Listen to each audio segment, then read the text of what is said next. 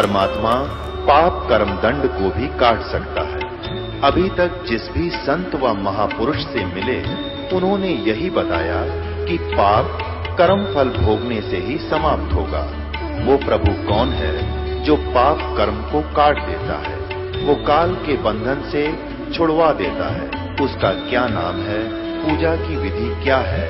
कृपया अवश्य सुनिए जगत गुरु तत्वदर्शी संत रामपाल जी महाराज के अमृत वचन।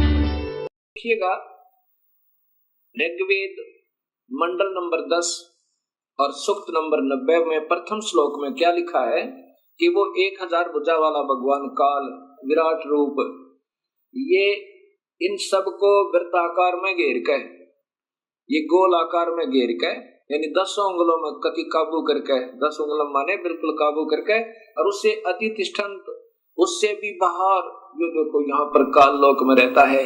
विष्णु पुराण बता रहा है कि प्रकृति से न्यारा होकर वो अपने वास्तविक काल रूप में जाकर के अलग से स्थित हो जाता है।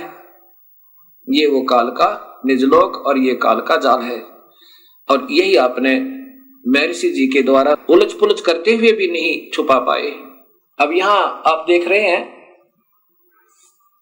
ऋग्वेद के अंदर भी पूर्ण परमात्मा और साथ में ब्रह्म, परब्रह्म और पूर्ण ब्रह्म की सबतः महिमा वर्णित है और जो यथार्थ है। अब आपने ऋग्वेद मंडल नंबर 10 के सूक्त नंबर 90 का प्रथम श्लोक सुना कि ये काल भगवान 1000 भुजा वाला, 1000 सिर वाला, 1000 आंखों वाला, और ये इन सब सारे ब्रह्मांडों को रोक के और इनसे बाहर भी विद्यमान है। आगे दूसरे में क्या लिखा है कि एवं इस कुछ सही तौर पर पुरुष माने भगवान अक्षर पुरुष पर ब्रह्म है। ये तो नाशवान है पहले वाला तो, और दूसरा कुछ भगवान रूप दिखाई देता है कुछ, क्योंकि वो खाता नहीं अक्षर पुरुष, और ये तपस्या पर बुनकर खाता भी है। ये नाम मात्र भगवान है, दिख है भगवान, पर वास्तव में प्रभु ये है नहीं। अब स्पष्ट लिखा है कि एक रूप तो भगवान है काल का, विष्णु का, और वास्तव के रूप इसका यानी काल है, परम रूप काल है। ये उदाहरण आगे दूंगा। अब इसमें लिखा है कि दूसरे श्लोक में ऋग्वेद मंडल नंबर 10 और सूक्त नंबर 90 का श्लोक नंबर 2, एवं पुरुष है च इदम, एवं पुरुष माने कुछ सही तौर पर भगवान अक्षर पुरुष पर ब्रह्म है, और च और इदम माने यह, यत माने जो, भूतम माने उत्पन्न हुआ है, यत जो भविष्य में उत्पन्न होगा, सर्वम सब, यत माने प्रयत्न से, मेहनत के द्वारा, अनैन माने अन से, अतिरोहति विकसित होता है। जैसे इस क्षर पुरुष के यानी ब्रह्म के लोक में और अक्षर पुरुष परब्रह्म के लोक में जितने भी प्राणी हैं वो सब मेहनत करके अपना अन्न से ही इनका प्रफुल्लित शरीर होता है, लेकिन सत्यलोक में अन्न से नहीं, वो अमृत आहार है वहां का, विकसित होते हैं। ये अक्षर पुरुष भी उतः माने संदेह युक्त, उतः है अमृतत्व से मोक्ष, अमृतत्व से ईशान। ये अक्षर पुरुष भी यानी ये परब्रह्म भी संदेह युक्त अमोक्ष देने वाला स्वामी है।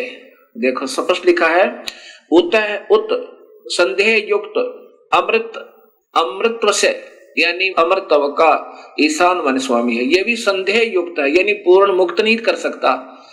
इसमें भी गए हुए प्राणी पूर्ण मुक्त नहीं, उनका भी जन्म मरण है, लेकिन इनसे ज्यादा स्थायी होने से ये कुछ अक्षर पुरुष कहलाता है, कुछ अविनाशी कहलाता है।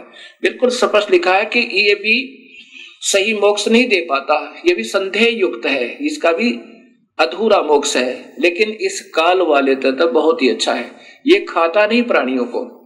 अब तीसरे श्लोक में जैसा स्वयं महर्षि जी स्वीकार करते हैं, इस भगवान की तो इतनी ही महिमा है, और जो भी प्रकृति आदि से उत्पन्न हुआ है उससे भी बड़ा भगवान और है, वो पूर्ण परमेश्वर और है।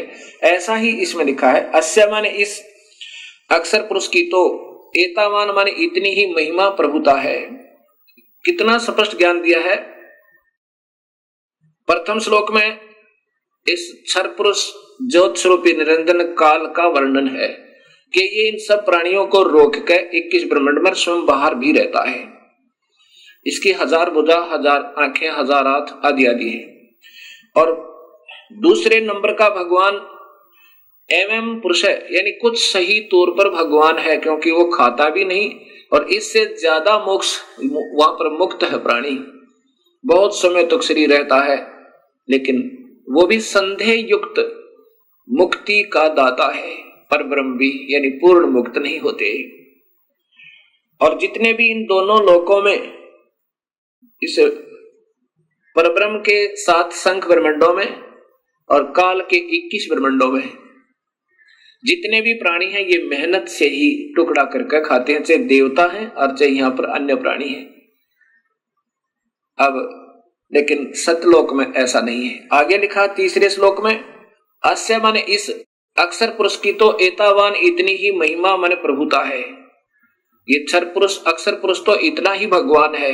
चय तथा पुरुष है माने पूर्ण परमेश्वर तो अतः माने इससे भी जयावान माने बड़ा है। होय होय, इस अक्षर पुरुष से भी ज्यादा शक्तिशाली है। और ये यजुर्वेद में स्वयं महर्षि जी भी स्वीकार करते हैं ऋग्वेद में कि वो परमात्मा तो इनसे बड़ा है, इनसे भी बड़ा है।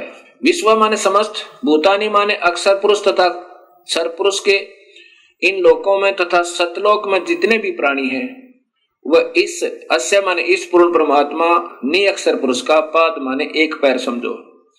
अस्य माने इस परमेश्वर के त्रि माने 3, दिवी माने लोक जैसे सतलोक, अलखलोक, अगमलोक, वो अमृतम अविनाशी पाद दूसरा है।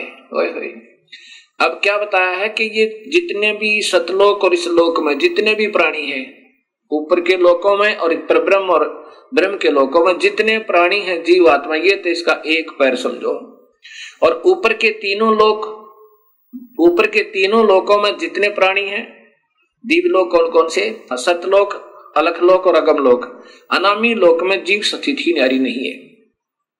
इसलिए उन तीनों लोकों में और जितने भी प्राणी और तीनों लोक, ये उनका अविनाशी पैर है, अर्थात उस परमात्मा की सतिथि बता रहे हैं उदाहरणार्थ। आगे फिर चौथे श्लोक में लिखा है कि पुरुष माने यह अविनाशी परमात्मा, ऊर्ध्व माने ऊपर, त्रि माने 3 लोक जैसे सतलोक, अलखलोक और अगमलोक, पाद माने पैर ऊपर के हिस्से में, उदयन उदयत विराजमान है। अस्य माने इस परमेश्वर की पूर्ण ब्रह्म तथा पाद एक पैर एक हिस्सा जगत रूप पुनः फिर यह माने यहाँ अभवत प्रकट होता है और फिर यहाँ पर वो प्रकट भी होता है, जैसे कबीर रूप में आगे, कभी सत्सुकृत रूप में आगे, कभी किसी प्रकार। तथा माने इसलिए स माने वह अविनाशी पूर्ण परमात्मा असने होय होय, ऐसन जो खाता नहीं और जो सने जो खाता है। ये क्षर पुरुष तो 1 लाख जीवों को रोज खाता है, अक्षर पुरुष खाता नहीं। इसमें लिखा है सनेन असनेन, खाने वाले और न खाने वाले, अर्थात काल और परब्रह्म से अभी माने ऊपर, विश्व माने सर्वत्र, उससे ऊपर भी और सर्वत्र विक्रमात व्यापक है। कितना स्पष्ट कर दिया कि ये परमात्मा पूर्ण ब्रह्म अविनाशी परमात्मा ऊपर के तीनों लोकों में भी है। और फिर ये खाने वाले और न खाने वाले, काल तो खाता है पर ब्रह्म नहीं खाता। ये क्षर पुरुष तो 1 लाख जीवों का आहार करता है, इसको सांप लगा हुआ है, इसको रोग लग गया, और अक्षर पुरुष नहीं खाता। इसलिए लिखा कि खाने वाले और न खाने वाले इन में भी व्यापक है और इनसे ऊपर भी न्यारा भी वो व्यापक है, ऊपर भी है और इन सब पर भी कंट्रोल है। जैसे प्रधानमंत्री राज्य में भी व्यापक, एक प्रांत में भी व्यापक है और अपने भी सब सारे देश में भी व्यापक है। और केवल मुख्यमंत्री अपने ही प्रांत में व्यापक है और मंत्री अपने विभाग में, केवल एक प्रांतीय मंत्री अपने केवल विभाग में व्यापक है, ऐसा समझो। पुरुषेण माने काल भगवान ने अपने जालसाजी से हविषा माने गर्म करके खाने के लिए मक्खन पदार्थ रूप में देवा माने भक्त आत्माओं को अयज्ञम अविधि पूर्वक धार्मिक रूपी यज्ञ के द्वारा, अयज्ञम यानी जो यज्ञ माने धार्मिक कर्म, अयज्ञम जो धार्मिक कर्म ना हो। जैसे गीता जी में लिखा है कि 7वें अध्याय के 15वें श्लोक में कि तीनों गुणों के द्वारा जिनका ज्ञान हरा जा चुका है वो राक्षस स्वभाव को धारण किए हुए दुष्कृतिन मनुष्यों में नीच, दुष्कृतिन माने शास्त्र विरुद्ध साधना करने वाले, दुष्कृतिन माने जो सही धार्मिक कर्म ना हो वो बुरे कर्म करते हैं, जो शास्त्र अनुकूल साधना नहीं है, पूर्ण परमात्मा की पूजा नहीं है, उससे अन्य पूजा को दुष्कृतिन अर्थात अविधि पूर्वक साधना करने वाले कहा है। यहाँ वही है कि अयज्ञ जो अधूरी अविधि पूर्वक साधना रूपी यज्ञ के द्वारा, यत माने परिवर्तन करके, तनवंत माने ताने अर्थात जाल की तरह रचना रची, वसंत सुहाना मौसम, वसंत अर्थात रिंचिक सुख। अब जब तक इस प्राणी के शुभ कर्म साथ होते हैं, जब ये मौज मारता है, बड़ी खुशी के साथ रहता है, तो ये तो समझो वसंत ऋतु बनाई इसने। शुभ कर्म जब साथ हैं तो ये आनंदित समझता है अपने आप को। लेकिन ये गरीबदास जी कहते हैं तू जाने तेरी ऐसे नवेगी हरदम लेखा वरना रे। तो सोच लेता है ये इंसान जब थोड़ा सा सुखी होता है कि तू ऐसे ही आनंद में रहेगा। नहीं, इस काल ने ही ये तुझे धोखा देने के लिए तेरे ही शुभ कर्म देकर वो वसंत ऋतु बना दी, अर्थात ये रंचिक सुख संतान और संपत्ति का दिखाया। अजम माने घी अर्थात असीत माने शुभ कर्म रूपी घी था तेरा यो, ये तेरी ये मलाई थी जो वसंत ऋतु रूप में दे दी, अर्थात तेरे ही शुभ कर्मों का यो फल देकर और तुझे लग रहा था मैं मौज कर रहा हूं, भगवान ने मुझे आनंद दे रखे। और फिर देखिए क्या होगा, फिर ग्रीष्म आओगी, पाप कर्म रूपी गर्मी इस जीव को तड़पाने जलाने के लिए, अस्य माने इस काल का, ईदम माने ईंधन अर्थात आग, और सर्द ऋतु जब ये शरीर छोड़ जाएगा फिर क्या करेगा, हवनीय पदार्थ द्रव्य बनकर अर्थात फिर ये इसको खावेगा। पहले वसंत ऋतु तो वो शुभ कर्म जो तूने ही किए हुए थे तुझे ही दे दिए, तेरी ही मलाई तेरा ही घी तेरे सिर पर दे दिया, वो तो वसंत ऋतु समझ इसकी। और फिर ग्रीष्म ऋतु वो आवेगी जब तेरे पाप कर्म होंगे, किसी की टांग कट जाएगी, किसी की आंख फूट जाएगी, किसी का बेटा मर जाएगा, किसी की बेटी मरेगी। ये ग्रीष्म ऋतु यानी तेरे को जलाने के लिए तड़फाने के लिए इस काल ने जाल बना रखा। और फिर शरद ऋतु जब तू मर जाएगा ये शरीर शांत हो जाएगा और फिर तुझे खावेगा वहां हवी यानी तो जो फिर एक खाने योग्य पदार्थ बनाओ निकाल लेगा तेरे मत तपस्या के ऊपर। ये छठा श्लोक सुना है आपको। अब सातवां सुनो। अग्रतः माने बाद में, पहले अविधिवत साधनाएं करवाई, जैसे वेदों में ओम नाम का जाप लिखा है और महिमा पूर्ण परमात्मा की, ऐसे गीता में ओम नाम का जाप और यज्ञ हवन आदि लिखे हैं और महिमा पूर्ण परमात्मा की।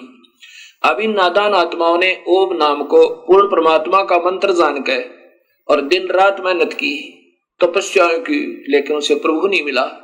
क्योंकि गीता जी के 11वें अध्याय के 47-48 श्लोक में और 53-54 में स्पष्ट है कि अर्जुन किसी भी वेद वर्णित विधि से, यज्ञ से, हवन से, तप से, जप से मैं नहीं प्राप्त हो सकता, प्रभु तो प्राप्त हुआ नहीं। फिर उन्होंने अपने अपने अनुभव के, उन विद्वान पुरुषों ने अपने अपने जितने जिनका ध्यान में जो उपलब्धियां हुई अपने अपने अनुभव के शास्त्र बनाने शुरू कर दिए और जिसके कारण ये भक्ति का पतन हो गया। ये ऋग्वेद बता रहा, ऐसे वेद पढ़ाने चाहिए थे अपने को। अग्रता माने बाद में, तम माने सज्ञान अंधकार की, यगम माने पूजा के आधार पर, पुरुषम माने काल भगवान को, तेन माने उन, देवा माने भक्त आत्माओं, च तथा साध्य माने सिद्धों ने, ऋष्य है माने ऋषियों ने, बहरसी माने वेदों के बाहर अर्थात भिन्न भिन्न, जातम माने स्वयं उत्पन्न कर दिए।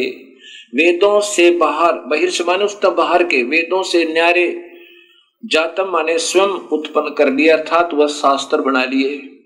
ये माने जो प्रोक्शन माने मन माने मंत्रों के उच्चारण से, जैसे चारों वेदों में एक एक थोड़ा थोड़ा मंत्र निकाल के और एक ब्रह्म ये गायत्री मंत्र बना दिया। ये चारों वेदों में से दो दो अक्षर, तीन तीन अक्षर ले रखे हैं। ये स्वयं प्रोक्षण माने मन माने मंत्रों के उच्चारण से अयजंत अविधि पूर्वक साधनाएं शुरू कर दी। ऋग्वेद बता रहा है ये, जैसे ओम भूर्भुवः स्वः तत्सवितुर्वरेण्यं भर्गो देवस्य धीमहि धियो यो न प्रचोदयात् है।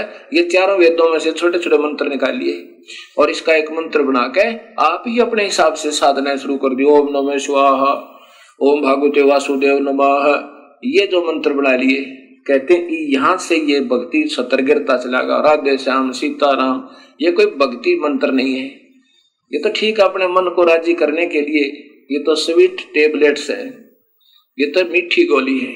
लेकिन नाम जाप से ही बात बनेगा जो वेदों में लिखा है।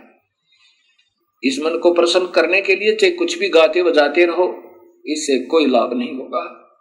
उस मूल मंत्र से ही बात बनेगी जो वेदों में वर्णित है। और फिर पूर्ण परमात्मा कबीर परमेश्वर ने उस ओम मंत्र के साथ एक मंत्र और जोड़ा जो परब्रह्म का मंत्र है, और एक मंत्र और जोड़ा जो पूर्ण ब्रह्म का मंत्र है। ऐसे ये तीन मंत्रों का जाप से जीव का छुटकारा होगा। बाकी मन प्रसन्न करने के लिए चाहे फिल्मी गाने के आधार पर गा लो उस भगवान की स्तुति, और चाहे किसी मनमुखी मंत्र के आधार पर अपना व्यर्थ जीवन कर लो, उससे कोई लाभ नहीं। ये वेद बता रहे हैं। मनमाने मंत्रों के उच्चारण से अयजंत अविधि पूर्वक साधनाएं प्रारंभ कर दी। अब 8वां श्लोक है कि तस्मात उस धार्मिक यज्ञात, उस धार्मिक कर्म यज्ञ आदि से जो अविधि पूर्वक थे, अर्थात काल ब्रह्म को ही पूर्ण ब्रह्म मानकर निर्गुण सरगुण रूप से धार्मिक कार्य करने से सर्वहुत सब धार्मिक कार्य यज्ञादि करने वाले, अब उस पूर्ण परमात्मा को के ही जैसा इस काल को मान के उसी की साधना करने वाले वर्षद, प्रसद माने पूरी सभा, प्रसद माने पूरी सभा यानी पूरा भक्त वृंद, सभी भक्त आत्माएं, समुदाय आयजम पिंगला हुआ घी अर्थात प्रभु प्राप्ति की प्रेरणा से विशेष प्रेरित। अब जैसे ये भक्त संत जन बढ़िया बढ़िया लतीफेदार कथा सुना के इन भक्त आत्माओं को प्रेरणा तो इतनी दे देते हैं प्रभु पाने की, और जाप देते हैं काल का, और काल से भी निमन सतर का, काल का भी कोना। फिर बताते हैं कि पीपल के चक्कर लगाओ, वट वृक्ष के चक्कर लगाओ, इसमें भगवान का देवताओं का वास होता है। कभी कुछ बताते हैं, मनमाने साधना दे देते हैं, कोई राम का जाप देता है, कोई हरि शरणम, ये कोई जाप नहीं है। ओम नमः शिवाय, ओम भगवते वासुदेव नमः, ये कोई मंत्र नहीं है। अब यहाँ कहते आयजम पिंगला हुए घी की तरह प्रभु प्राप्ति की प्रेरणा से विशेष प्रेरित सम माने पूर्ण परमात्मा की सत भक्ति सदृश जान के उन गलत मंत्रों को, उन नादान संतों के द्वारा दी गई साधना को सत मान के और जानकर भरतम धारण किए हुए उसको जाप करते हुए अपने हिसाब से सोचते हैं कि हम सही पूजा करें क्योंकि मेरे गुरुदेव ने मुझे बताया है। तान माने उस गलत साधना से ये जो 84 लाख जूनियां चार खानियां कहलाती हैं पशुन, ये संस्कृत बोल रहा हूं, पशुन, पशुओं, पशु जूनी में चले जाएंगे वह पशु जूनी। और फिर वायान माने वायु में रहने वाले पक्षियों, आर्यन माने जंगली प्राणियों, चै तथा ग्राम्य गांव में रहने वाले व्यक्तियों, मानव आदि, चक्रे माने जन्म मरण के चक्कर में पड़ जाते हैं।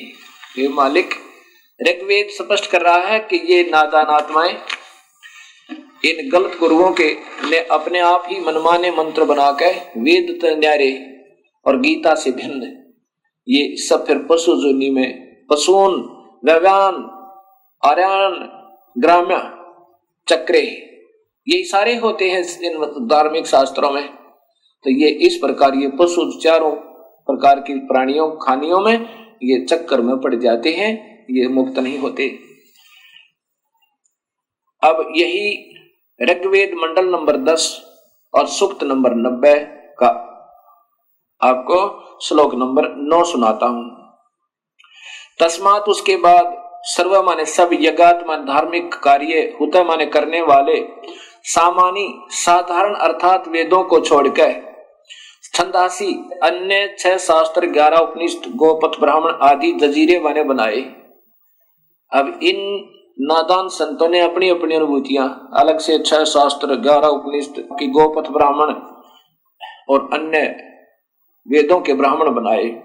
तस्मात मान उसके बाद रचय श्लोक जजीरे बनाए, अपने आप और श्लोक बना लिए नारे नारे। तस्मात उसके बाद यजुर प्रार्थनाएं, यजु माने प्रार्थनाएं, यजुर स्तुतियां, अन्य ब्राह्मण जैसे अन्य यजुर्वेद के अन्य ब्राह्मण अजायत माने बनाए।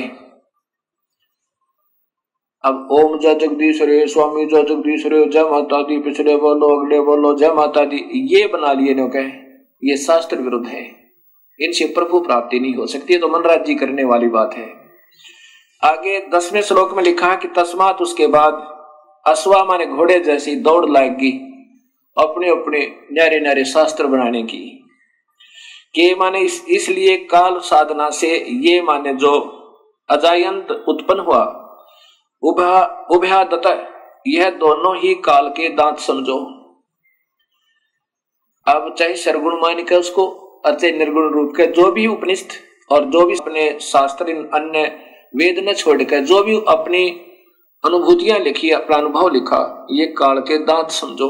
इनमें उलझ गए सारी नादान आत्माएं। वेदों से अलग अगर कोई साधना बताता है वो गलत बताता है। वेद खुद भगवान द्वारा वर्णित है और उसमें उतना ही करना जितना लिख रखा है, उससे ज्यादा कम करता कोई अपने, वो फिर उस खेल के मैदान के नियमों से बाहर खेल रहा है। जैसे कोई खेल का मैदान होता है, उस प्लेग्राउंड के कुछ सीमा होती है, उसके अंदर ही खेलना होगा, उससे बाहर जो खेल रहा है वो खेलता रहो, उसको कोई लाभ नहीं। वो तो लोग दिखावा कर रहा है दुनिया को दिखाने के लिए, तो ऐसे यहां बता रहे हैं। अब उससे क्या हुआ कि तस्मात उसके बाद गावे माने गाय आदि गीत समझो, ये गीत ज्ञात बना लिए श्लोक अपने अपने हिसाब से। जजीरे उत्पन्न हुए, चाहे तस्मात उसके बाद है निश्चय ही जाता माने उत्पन्न छोटे छोटे लोक गीत, दुर्गा की स्तुति, हनुमान चालीसा, जय गणेश देवा, इस प्रकार के। अजा माने बकरी, वह माने भेड़ जानो। ओए होए, अब ये निमन सत्र के तीर्था पर जाना है, अपने आप हनुमान चालीसा और जय गणेश देवा, ये भक्ति के नहीं, ये तो इष्ट स्तुति आप कर रहे हैं, करते रहो, लेकिन उस पूर्ण परमात्मा की भक्ति के बिना अन्य उपासना किसी भी देव की आप कर रहे हो वो व्यर्थ बता रखे गीता में और साथ में वेदों में। तो ये होगी फिर भेड़ बकरियों पर आगे। अब कबीर साहब कहते हैं, कबीर इस संसार को समझाऊं के बारे, पूछ पकड़ के भेड़ की ये उतरा चावे पार। वही वेद बता रहे हैं जो कबीर परमेश्वर ने स्वयं आकर बताया कि उन वास्तविक साधना ने छोड़ के नौका में तो उतर गए और भेड़ की पूछ पकड़ ले कोई दरिया से पार होने के लिए, तो कभी पार नहीं हो सकता। कबीर साहब कहते हैं, कबीर इस संसार ने समझाऊं के बार, अरे ये पूछ पकड़ के भेड़ की उतरा चावे पार, ये नादान साधना है। पाप दुर्गा स्तुति बनाकर तू शेरा वाली है, तू लट्टा वाली है, तू फलाने वाली है, वो तो माँ में गुण है ही है, लेकिन वो मिले कैसे ये संत बताएंगे। जैसे बिजली की स्तुति कोई गावे, तो पंखा चला देती है, तो कूलर चलाती है, अंधेरे को उजाले में बदल देती है, जय बोलो बिजली की, जय बोलो बिजली की, पिछले बोलो बिजली की। अब इससे क्या होगा, ये तो गुण है उस विद्युत में, वो प्राप्त कैसे होंगे उसका एक न्यारा मार्ग है, उसके लिए कनेक्शन लेना होगा, और वो कनेक्शन देने वाले कोई और होते हैं। उन गीत गाने वालों से, उन बताने वालों से कनेक्शन देने वाले और होते हैं। वहां कनेक्शन लेने से वो सुख होंगे जो बिजली के विद्युत के आप सुना करते थे। ऐसे इन शक्तियों के कनेक्शन देने वाले परम संत को ढूंढना होगा। जैसे गीता जी के 4थे अध्याय का 34वां श्लोक कहता है कि अर्जुन उन संतों ने ढूंढ ले जो उस पूर्ण परमात्मा के परम तत्व के जानने वाले हों, उनको दंडवत प्रणाम करो और निष्कपट भाव से उनकी सेवा करो, और सरलता पूर्वक प्रसन्न करने से वो फिर तत्वभेदी संत, तत्वदर्शी संत तुझे जो मार्ग बताएं वैसे करना। अब आगे क्या बताया है? अब अपने अपने हिसाब के शास्त्र बनाने से यजुर्वेद के मंडल नंबर 10 सूक्त नंबर 90 का श्लोक नंबर 11 सुनो कितना प्यारा लिखा है। यत माने जिस, पुरुषम माने पूर्ण परमात्मा की, अत माने खाने के लिए। अब देखो, अपने उदर पूर्ति के लिए, अद माने अपनी उदर पूर्ति के लिए उस पूर्ण परमात्मा की, वी माने नाना प्रकार की, अधु माने अधूरी घटिया, वी माने भिन्न, अकल्पयन अधूरी काल्पनिक व्याख्या विवरण के आधार पर, किम माने कोई तो, अस्य माने इस पूर्ण परमेश्वर के, मुखम माने मुख को, उत्तम अंग को, और कोई बाहु माने भुजा को, उरोग जांग को, और कोई पैर को प्रभु मानकर कतविधा कतिधा नाना प्रकार के से उच्चते माने महिमा कहते हैं। ओए होए कितना स्पष्ट कर दिया। ये 11वां श्लोक कह रहा है कि वो नादान अपने उदर पूर्ति के लिए, जिनको पूर्ण ज्ञान है को ना, और अपने अपने अनुभव से को तो जैसे मुखम यानी उसके मुख को, मुख्य उस परमात्मा के नाना प्रकार के अंगों को, जैसे पहले बताया ना, इनका एक पैर तो ऊपर अजर अविनाशी है, एक नीचे है, इनका मुख्य अंग, कोई मुख न, कोई पैर न, कोई हाथ न, इनको भगवान मान रहा है परमात्मा के ने। कैसे? जैसे कोई आकार बताता है, कोई निराकार कहता है, कोई ब्रह्मा को परमात्मा बताता है, कोई विष्णु को, कोई शिव को, कोई फिर कहता नहीं भगवान एक और है, वो निराकार है, वो दिखाई नहीं देता। अब एक समय 5 अंधे आपस में विचार करने लगे कि सुना है गांव में हाथी आया हुआ है और हमें कोई हाथी के पास छोड़ दे तो हम हाथी देखें। एक आंखों वाला उनकी बातें सुन रहा था। उसने कहा भी तुम हाथी कैसे देखोगे सूरदास, तुम्हारी आंखें तो है नहीं। अंधों ने कहा कि हमारे हाथ आंखों का काम करते हैं, आप कृपा करके हमें उस हाथी के पास छोड़ दीजिए। उस आंखों वाले ने उन 5 अंधों को हाथी के पास छोड़ दिया, चारों तरफ छोड़ दिया। एक अंधे ने हाथी के पैरों का निरीक्षण किया ऐसे, दूसरे ने पूंछड़ का, तीसरे ने कान का, चौथे ने सूंड का, और 5वें ने पेट के आसपास हाथ फेरा। और जहां जाकर उनके हाथ, जैसे पैर वाले के हाथ हट गए, वो वापस हो लिया। उसने सोचा बस इतना ही हाथी होता होगा। दूसरे ने कान देख लिए कि बस इतना ही हाथी होता होगा। और ऐसे ही इन 5 अपने अपने अनुभव लेकर चल पड़े। रास्ते में आंखों वाले ने पूछा किसी और ने कि कहां गए थे सूरदास? वो कहने लगे हम हाथी देख कर आए हैं। आंखों वाला कहने लगा अंधो तुमने हाथी देखा कैसे? उन्होंने कहा हमारे हाथ आंखों का काम करते हैं। तो वो आंखों वाला कहने लगा भाई बताओ कैसा था हाथी?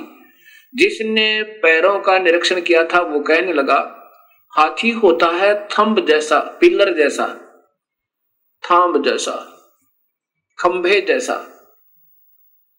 दूसरा बोला, अंधा बोला कि नहीं ये इसको सही ज्ञान नहीं है, मैं बताता हूं। हाथी होता है बेल्ट जैसा, पटे जैसा। उसने जो पहले वाले ने हाथी के पैर का निरीक्षण किया था वो तो खंभे जैसा ही, बस पैर को ही हाथी मानकर और निश्चिंत हो गया। दूसरे ने पूंछड़ का, उसकी दूम का, पूंछ का निरीक्षण किया था, वो उस पूंछ को ही हाथी मान के और फूला नहीं समावे। अब तीसरे ने कहा कि ये दोनों को कुछ नहीं मालूम, मैं बताता हूं। हाथी होता है छाछ जैसा, सूप जैसा। उसने कानों को देखा था, पकड़ पकड़ कर निरीक्षण किया था। चौथा कहने लगा इनको नहीं मालूम सही, मैं बताता हूं। हाथी होता है पाइप जैसा, उसने सूंड का निरीक्षण किया था। 5वां कहता है ये अधूरा ज्ञान बता रहे हैं, मैं बताता हूं हाथी कैसा होता है। हाथी होता है बटोड़े जैसा। हरियाणा में एक उपलों का एक ढेर बनाया जाता है, उसको फिर ऊपर से गोबर से प्लास्टर कर दिया जाता है। और जैसे प्लास्टर वाल समझो, यानी प्लास्टर की हुई दीवार समझो, मड प्लास्टर जिस पर हुआ हो, मड प्लास्टर यानी मिट्टी की लिपाई कर रखी हो, ऐसा हाथी के पेट का ऐसा वो कुछ खरदरापन होता है। अब पेट पे हाथ फेरने वाला कहता हाथी होता मड प्लास्टर, यानी कच्ची दीवार जिस पे मिट्टी का प्लास्टर हुआ हो, ऐसा हाथी होता है। अब ये ऋग्वेद मंडल नंबर 10 और सूक्त नंबर 90 का श्लोक नंबर 11 स्पष्ट करता है कि यतः माने जिस पुरुषम माने पूर्ण परमात्मा की अदय माने उदर पूर्ति के लिए नादान लोगों ने, अधूरे मार्गदर्शकों ने, अधूरे अनुभव वालों ने वेदों को तो छोड़ दिया, जो उसमें सही मार्ग और सही विधि लिखी हुई है, जितनी भी उससे प्राप्ति होनी थी, उनको त्याग के और निम्न सत्र के अपने अपने शास्त्र बना लिए, जो कि मान्य नहीं है। वो शास्त्र नहीं है, वो पूजा के योग्य नहीं है, क्योंकि उनके अधूरे अनुभव हैं। वी माने नाना प्रकार की, अधू माने अधूरी, घटिया, वी माने भिन्न, अलग से, अकल्पयन अधूरी कल्पनाएं, व्याख्या विवरण आधार पर। किम माने कोई तो अस्य माने पूर्ण परमेश्वर के, मुखम माने मुख को भगवान कहता है, यानी कोई तो कहता नहीं भगवान तो और है, वो तो मुख्य भगवान, मुख है उसका पूर्ण परमात्मा का। और कोई भुजा को भगवान कहता है, कोई पैर को पाद है, और कोई किसी प्रकार से जांग को, यानी ऐसे ऐसे उन्होंने अपने अपने हिसाब की अटकलें लगा रखी हैं। अब आंखों वाला बता सकता है कि सारे मिलाकर ही प्रभु बनता है। जैसे ये 21 ब्रह्मांड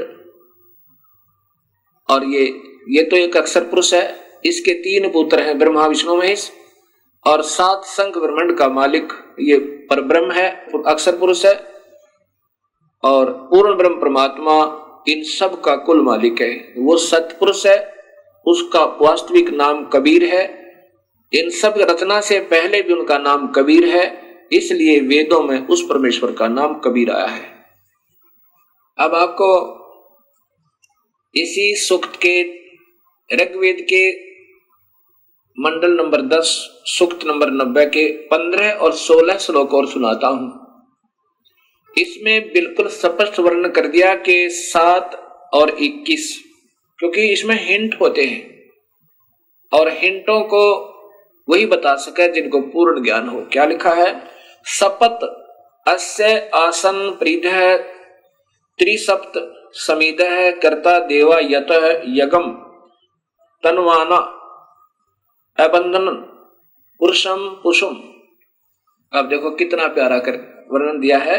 सप्त माने 7 संख, सप्त माने 7, त्रिसप्त 3 बार 7 7 अर्थात 21, त्रिसप्त 3 गुणा में 7 21, त्रिसप्त यानी 21। इसमें ऐसा ही लिखा जो दास पढ़ रहा है, सप्त 7 संख ब्रह्मांडों को तो 7 संख ब्रह्मांड तो परब्रह्म की तथा काल ब्रह्म के त्रिसप्त। अब 7 संख ब्रह्मांड तो परब्रह्म के और त्रिसप्त इस 21 ब्रह्मांड काल ब्रह्म के। समीदय माने दुख रूपी आग से दुखी, कर्ता माने करने वाले, प्रीधय गोला आकार रूप में सीमा में जो आसन माने विद्यमान है, यत माने जो पुरुष माने पूर्ण परमात्मा की, यज्ञ माने विधिवत धार्मिक कर्म अर्थात पूजा करता है, वह पशु माने बलि के पशु रूपी, देवा माने भक्त आत्मा को, तनवाना काल के द्वारा रचे फैलाए बंधन जाल से बंधन रहित करता है, बंदी छुड़वाने वाला बंदी छोड़ है वो परमेश्वर। इस पारब्रह्म के तो 7 संख ब्रह्मांड में और काल के 21 ब्रह्मांड में जो बलि के बकरे की तरह बेचारे इन्होंने फंसा रखा है, उन काल के रचे हुए जालों में के बंधन से अबंधन करता है, उनको निर्बंध करता है, उनको छुड़वाता है। और फिर 16वें श्लोक में कमाल कर दिया, जो देवा माने भक्त आत्मा अयगम अधूरी गलत धार्मिक पूजा के स्थान पर यज्ञ माने सत भक्ति धार्मिक कर्म के आधार पर यजंत माने पूजा करते हैं। तानी माने वे धर्माणी धार्मिक शक्ति संपन्न प्रथमानी मुख्य अर्थात उत्तम है।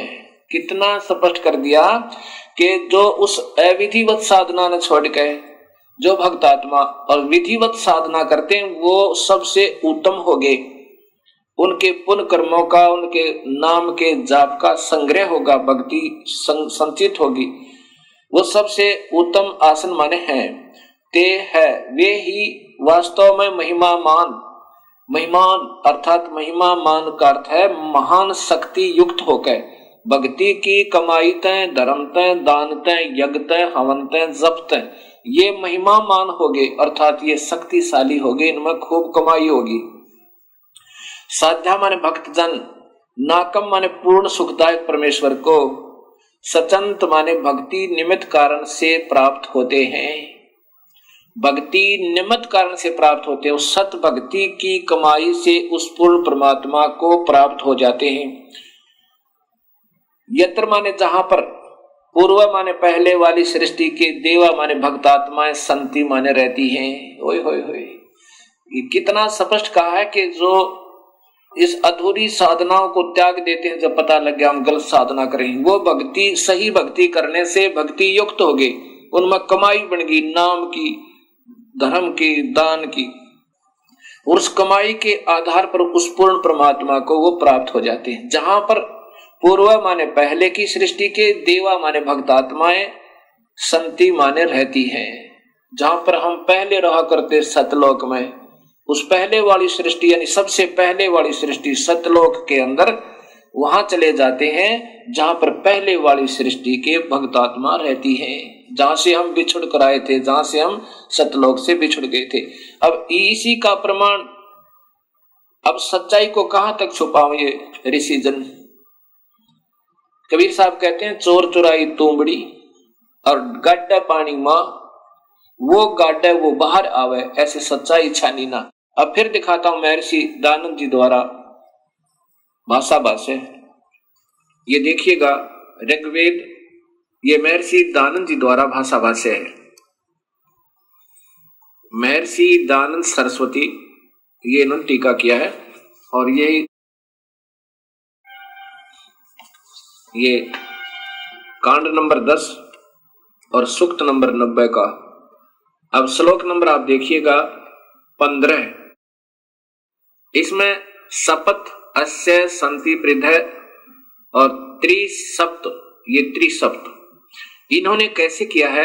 यत जिस यज्ञ माने सृष्टि यज्ञ को तनवाना करते हुए देवा सृष्टि साधनभूत देव पशुम देखते हैं, पुरुष को उसमें बांधते हैं, देखने वाले दृष्टा पुरुष को उसमें बांधते हैं। इस यज्ञ की सप्त, अब देखो सप्त, अब सप्त ने ये क्या समझा जिनको ज्ञान ही नहीं। सप्त माने 7 शंख ब्रह्मांड, सप्त माने 7, पृथ्वी छंद रूपी पृथ्वी, ये गोला आकार में पृथ्वी, जैसे पृथ्वी नहीं होती पृथ्वी, अब 7 आवरण ये अपने हिसाब से इन्होंने बनाए हैं, ऐसा नहीं। ये देखिए फिर त्रिसप्त, त्रिसप्त माने 21, ये 21 ब्रह्मांड काल के, और ये सप्त, ये 7 सप्त माने 7, ये 7 शंख ब्रह्मांड पर ब्रह्म के। अब देखो समीधा आदि कर्ता बनाई। अब इसमें 15वां 16वें श्लोक में देखो, ये स्वयं आप ही लिख रहे हैं, ये वही 16वां श्लोक है, सूक्त मंडल नंबर 10 सूक्त नंबर 91 का, ऋग्वेद 90 का, ये 91 आगे शुरू होगा, ये लास्ट है। देवा देव शक्तियां यज्ञ माने संतीकरण आदि से अथवा अग्नि से यज्ञ सृष्टि रूपी यज्ञ को अजायत माने करते हैं, अजंत, क्योंकि तानी माने वे धर्माणी संसार के धारक बल। अब सब कुछ उलट सुलट करते करते फिर देखियो कहां आएगा सच्चाई। प्रथमानी मुख्य आसन माने हैं, इसका अर्थ बनता है जो सही ढंग से भक्ति करते हैं वो सबसे उत्तम भक्त आत्मा है। ते वे ही महिमान महान सामर्थ्य वाले हुए, अर्थात जो सख्त भक्ति करते हैं उनमें भक्ति शक्ति होगी। नाकम माने आनंद स्वरूप परमेश्वर को, सचंत माने निर्मित कारण से रूप में प्राप्त करते हैं। अब एक तरफ तो वो कहते हैं परमात्मा निराकार है, और यहां स्वयं कहते हैं कि परमेश्वर को निमित्त कारण से रूप में प्राप्त करते हैं।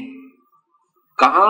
यत्र माने जिसमें, पूर्व माने पूर्व सृष्टि अर्थात सतलोक के, साध्या माने सृष्टि साधन संपन्न, देवा माने दिव्य शक्तियां, संति माने रहते हैं। अब स्वयं स्वीकार कर रहे हैं महर्षि जी के आनंद स्वरूप परमेश्वर को प्राप्त करते हैं निमित्त कारण से, अर्थात सतभक्ति के कारण प्राप्त करते हैं। इसलिए भगवान कहीं आकार में है जहां उसको प्राप्त करते हैं। प्राप्त करना माने उससे मिलना, उससे साक्षात्कार करना। ये स्वयं वेद बता रहा है, स्वयं अपने कर्मों से लिख रहे हैं, कर कमलों से, जिसमें कहा जाते हैं उस परमात्मा के लोक में जहां पहले की सृष्टि यानी सतलोक वाले साध्या सृष्टि संपन्न साधन संपन्न अर्थात वो भक्त आत्मा, देवा माने दिव्य शक्तियां, ये भक्त आत्मा रहती हैं वहां, क्योंकि वो परमात्मा स्वरूप आत्म रूप में है इसलिए उनको देवा कहा है, शक्तियां रहते हैं। अब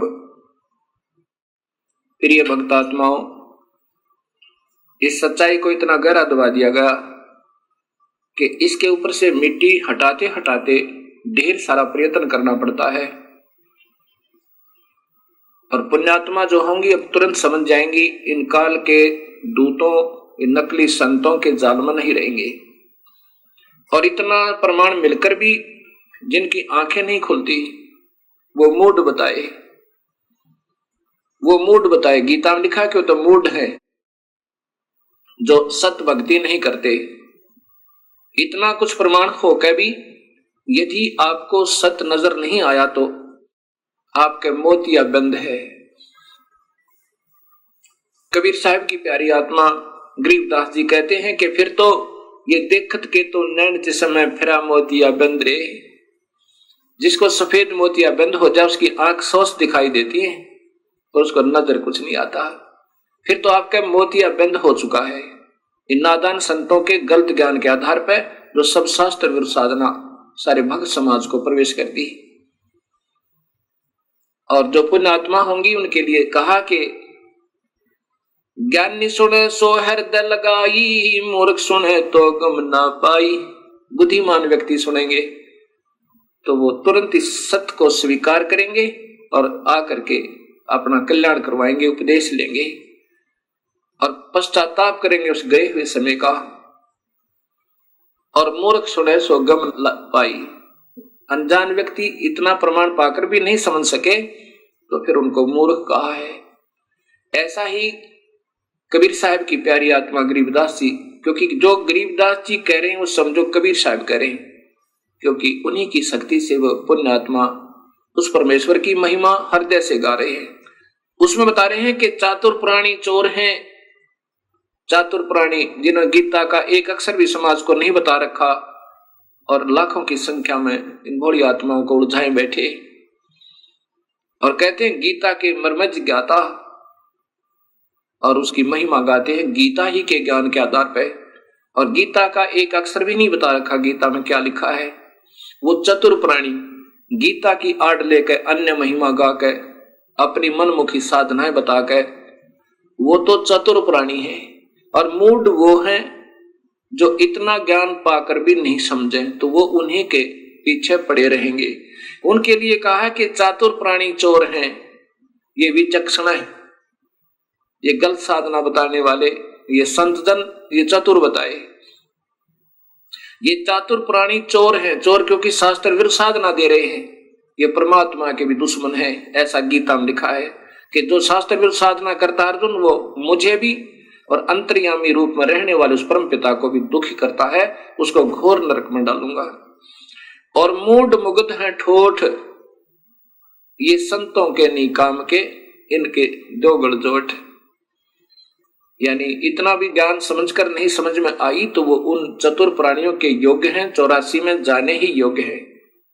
ऐसा गरीबदास जी बता रहे हैं कि चतुर प्राणी तो चोर हैं, वो तो अपनी झूठी साची लगाकर आपको गुमराह करते ही रहेंगे अपनी प्रभुता बनाए रखने के लिए। और मूढ़ मुग्ध ठोठ वो भोली आत्मा फिर भी नहीं समझ पाई तो वह उन योग्य है, और वो फिर उनको काल के मुख में ले जाएंगे। और वो संतों के काम के नहीं है, उनके उन्हीं के साथ रहने दो, वो कहीं जाओ फिर किसी प्रकार दुख पाओ। लेकिन फिर भी को दयालु परमात्मा है कि भाई बार बार प्रयत्न करते हैं, हो सके ना जाने कब इंसान की आंखें खुल जावे और सत भक्ति पर वो लग जावे। अब जैसे विष्णु पुराण में लिखा है कि विष्णु का एक रूप तो पुरुष है इस काल के बारे में, और वास्तविक रूप उसका काल है। अब पुरुष माने भगवान, प्रभु वो नजर आता है जैसे सारी सुविधाएं उपलब्ध करावे और दुखी ना करे, वो परमात्मा होता है। अब इस काल का प्रथम रूप तो ऐसा नजर आता है जैसे कसाई बकरे पालता है, उनके लिए अलग से स्थान बनाता है और उनके लिए छाया बनाता है, गर्मी सर्दी से बचने के लिए उनके लिए मकान भी बनाता है, हिंसक पशुओं से बचने के लिए उनका डिफेंस करता है, चारों तरफ बाड़ लगा देता है, और पानी की व्यवस्था करता है, उनके चारे की व्यवस्था करता है, उनको फिर ऐसे हाथ से प्यार भी करता है। अब वो नादान पशु उस कसाई को अपना मालिक समझते हैं, क्योंकि उनको वो अपना स्वामी नजर आता है, सारी सुविधा प्रदान कर रखी है।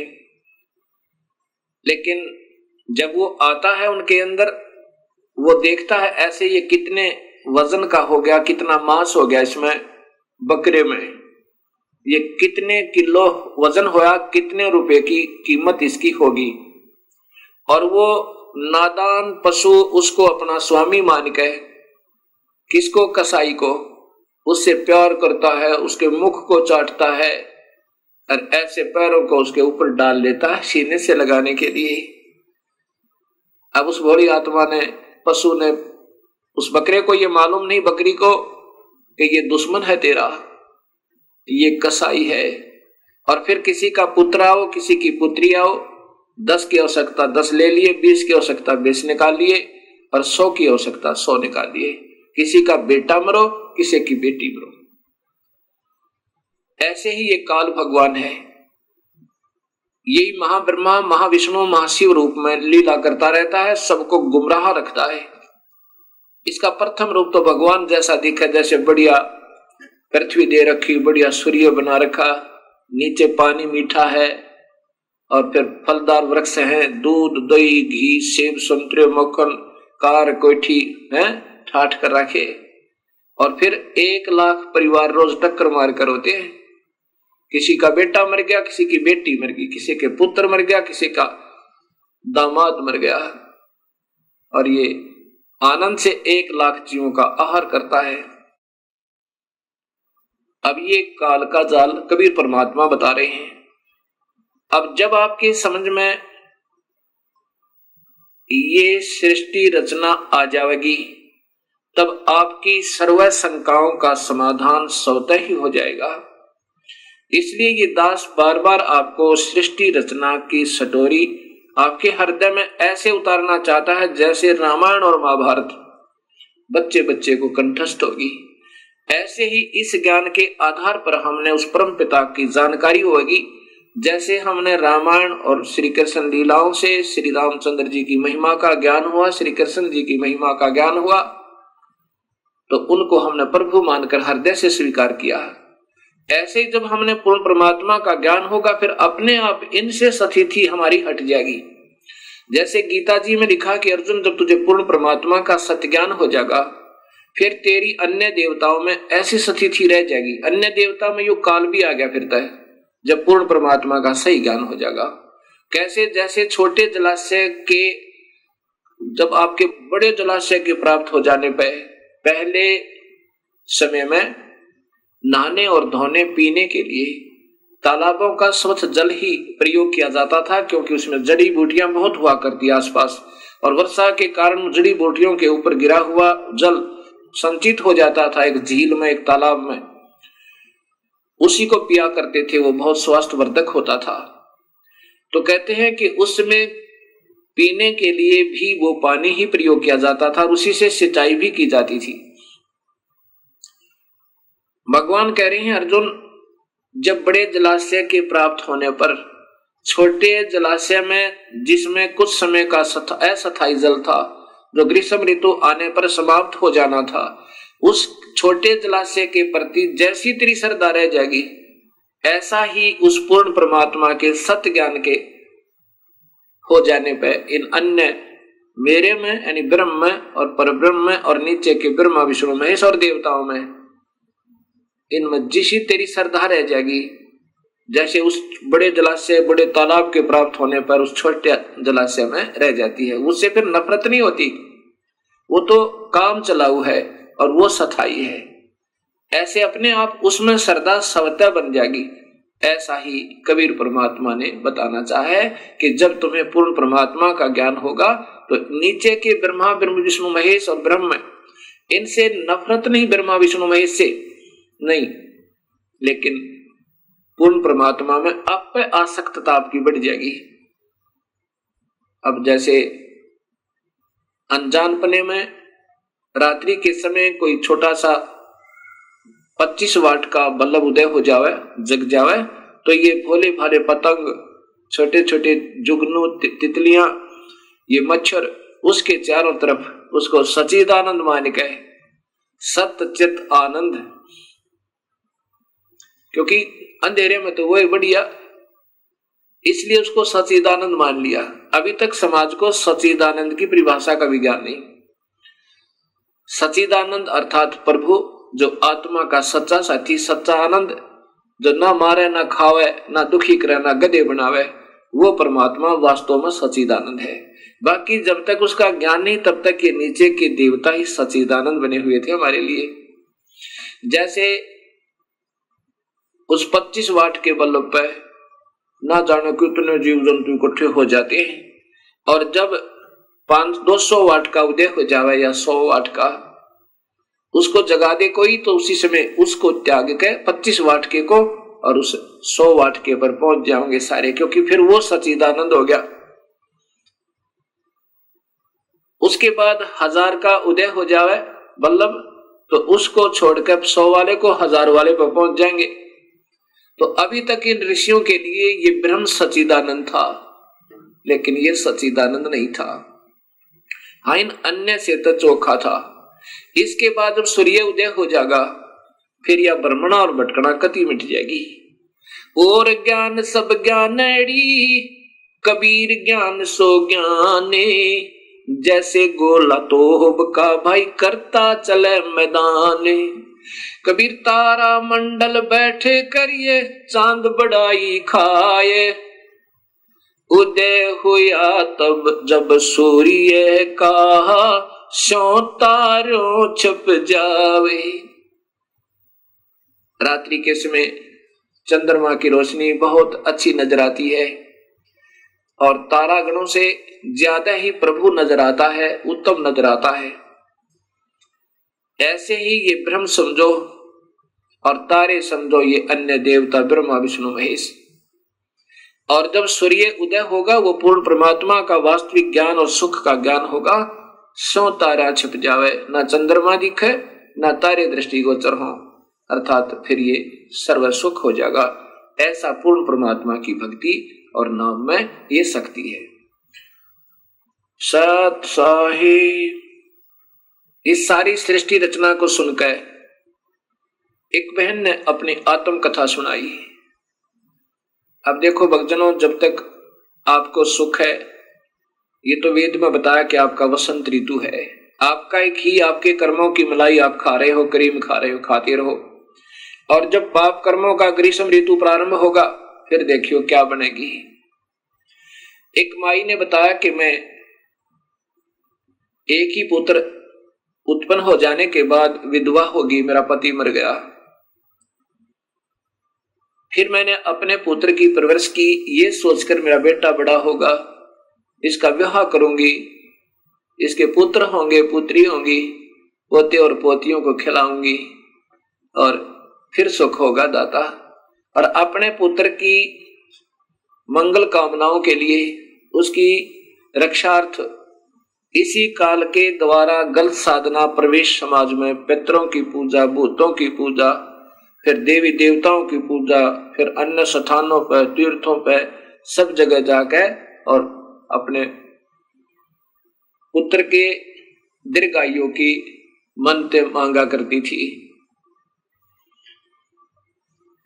अब क्या होता है वो बताती है कि जब मेरा पुत्र +2 में पढ़ रहा था, उसने मोटरसाइकिल की जिद कर ली कि मां मोटरसाइकिल लूंगा। मुझे डर भी लगता था कि कहीं मेरे बेटे का चोट ना लग जाए, लेकिन ज्यादा ही जिद करने से और साथ में ये सोचा कि ये मेरे बेटे के मन में ये ना आ जाए कि मेरा पिता होता तो आज मुझे अवश्य मोटरसाइकिल दिलवाता। मैंने सोचा कि कहीं बेटे के हृदय में हीन भावना ना आ जाए। मैंने जैसे तैसे करके हीरो होंडा मोटरसाइकिल लाके दे दी। प्रतिदिन अपने एक दोस्त को लेकर के वो कॉलेज जाया करता था, स्कूल जाता था। उस दिन भी खाना खाकर अपने दोस्त को लेने गया, अपने उसके घर से उसको लेकर के और अपने कॉलेज की तरफ प्रस्थान किया। मैं फिर कुछ अपना कार्य निपटा के, क्योंकि 2 ही प्राणी थे घर में, 2-4 रोटियां बनाई, फिर अपना खाने की तैयारी की थी। खाना खाने के लिए ऐसे ग्रास किया था, इतने में उसका दोस्त जो प्रतिदिन उसके साथ जाता था अड़बड़ाया हुआ आया और उसके वस्त्र फटे हुए और कहा, आंटी हम ऐसे जा रहे थे और एक्सीडेंट हो गया भैया का। ऐसे मुख की तरफ ग्रास किया था, वहीं हाथ से गिर गया। सिर पर कपड़ा नहीं, पैर में जूती नहीं और भाग ली पागलों की तरह। जब घटनास्थल पर पहुंची तो वहां मेरा बेटा नहीं था, वो हॉस्पिटल जा चुका था। वहां भाग कर गई, वहां जाकर पता चला वो तो मर चुका है। दीवार का टक्कर मारी, 7 टाँके आए बोली मेरे सिर में और 2 घंटे में आंसू में आई। अब वो आपकी सारी कथा मुझे सत्य लग रही है। ये काल बहुत जुल्मी है। मैंने कहा, माई अगर तू सुखी होती तो बिल्कुल नहीं मानती, ना उन देवी देवताओं को छोड़ती जिन पर तूने सारा जीवन खो दिया। कहती है, जी बिल्कुल ठीक हो आप। अब ये परमात्मा कबीर साहब हमें बताना चाहता है कि तुम जिसकी पूजा करते हो वो स्वयं काल है और उसी की तुम पूजा करे। उसी के 3 पुत्र ब्रह्मा विष्णु महेश है, बेचारे ये उसके प्रवेश है, ये भी तुम्हारी मदद नहीं कर सकते। ये केवल कर्म आधार पर तुम्हें जो भी तुम्हारा नियमित है, सुख है तो सुख लो, दुख है तो दुख लो। अब ब्रह्मा से हमारे से उत्पत्ति करवाता, रजोगुण बनाकर हमने विवश करके सब में वासना भर के, और विष्णु हमारे अंदर मोह ममता पैदा करे रखता है कि यहाँ पर ये टिके रहे, सतीथि बनी रहे। और शिव जी फिर हमारा संहार करवाता है कोई न कोई कारण बनाकर, चाहे किसी का बेटा मरो चाहे किसी की बेटी, क्योंकि वो भी काल के वश है बेचारा। जब उसके ऊपर उसका संकेत आता है तो वो नहीं रोक सकता, चाहे उसका अपना पुत्र भी क्यों न हो। जैसे भगवान श्री कृष्ण के सामने पूरा यादव कुल का विनाश हो गया, अभिमन्यु उसका भांजा भी मर गया पर वो नहीं बचा पाए। ऐसे ये काल इन सबको नचा रहा है।